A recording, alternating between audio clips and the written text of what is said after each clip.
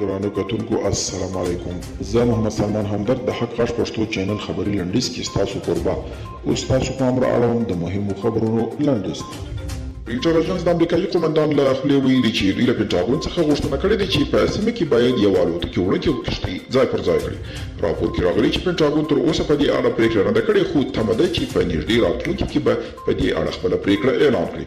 ولسمشر غني کندهار د خپل سفر په ترڅ کې په دغه ولایت کې د مومن نړیوال خصوصي روغتون پرانیستی دی. ویل کېږي چې دا روغتون د سیمې په کچه د کندهار ولایت د یوه تجار په خپل شخصي لګښت جوړ شوی دی چې اړین ټول سامان آلات پکې موجود دي. مشورتي کمیسیون وايي روسیا، هند، سوریا او ویتنام چې د مذهبي ازادیو سرغړونکي وبلل شي. د امریکا د کانګرس له خوا جوړ یو خپلواکه دوه ګوندي مشورتي کمیسیون د امریکا د بهرنیو چارو وزارت څخه یو ځل بیا غوښتنه وکړه چې روسیا د مذهبي ازادیو د لویو سرغړونکو هیوادونو په کتار کې راولي.